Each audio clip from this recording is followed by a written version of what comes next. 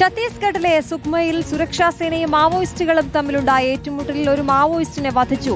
5 ലക്ഷം രൂപ തലയ്ക്ക് വിലയിട്ട മാവോയിസ്റ്റ് നേതാവ് കൈലാഷിനെയാണ് വധിച്ചത്. നാട്ടുകാരെ കൊലപ്പെടുത്തിയ കേസുകളിലും സുരക്ഷാ ഉദ്യോഗസ്ഥരെ ആക്രമിച്ച കേസിലും പ്രതിയാണ് ഇയാൾ.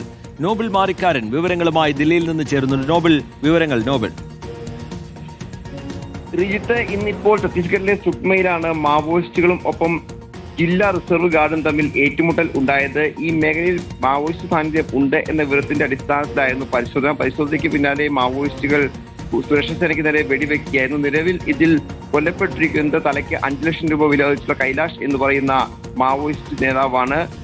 പ്ലാറ്റൂൺ നമ്പർ 31 സെക്ടറിലെ കമാൻഡർ കൂടിയാണ് ഇദ്ദേഹം. നിരവധി കേസിൽ പ്രതിയാണ് ഈ മാവോയിസ്റ്റ് നേതാവ് കൈലാഷ് എന്ന് സുരക്ഷാ സേന വ്യക്തമാകുന്നു. പ്രത്യേകിച്ച് ഗ്രാമവാസികളെ കൊന്ന കേസുണ്ട്, സുരക്ഷാ സേനയ്ക്ക് നേരെ ആക്രമണം നടത്തിയ കേസുണ്ട്, IED ബ്ലാസ്റ്റുമായി ബന്ധപ്പെട്ട ഗൂഢാലോചന നടത്തിയ കേസുണ്ട്. അങ്ങനെ നിരവധി കേസുകളിൽ പ്രതിയാണ് ഇയാളുടെ തലയ്ക്ക് 5 ലക്ഷം രൂപ സർക്കാർ പാരിതോഷികം പ്രഖ്യാപിക്കുകയും ചെയ്തിരുന്നു. ഈ മാസം 31 രാജ്യം മാവോയിസ്റ്റ് മുക്ത രാജ്യമായി പ്രഖ്യാപിക്കാൻ ഇരിക്കെയാണ് ഏറ്റുമുട്ടലുകൾ തുടർന്നുകൊണ്ടിരിക്കുന്നത്. സുക്മയിൽ ഇന്നിപ്പോൾ നടന്ന ഏറ്റുമുട്ടലിലാണ് കൈലാഷ് എന്ന മാവോയിസ്റ്റ് നേതാവ് കൊല്ലപ്പെട്ടിരിക്കുന്നത്. ഒപ്പം വിവിധ തരത്തിലുള്ള തോക്കുകളടക്കം ഇയാളുടെ പക്കൽ നിന്ന് കണ്ടെത്തിയെന്ന വിവരവും പുറത്തേക്ക് വരുന്നുണ്ട്. മേഖലയിൽ പൂർണ്ണമായും ഇപ്പോഴും തിരച്ചിൽ തുടരുകയാണ് എന്നാണ് ഡിസ്ട്രിക്ട് റിസർവ് ഗാർഡ് അറിയിക്കുന്നത്.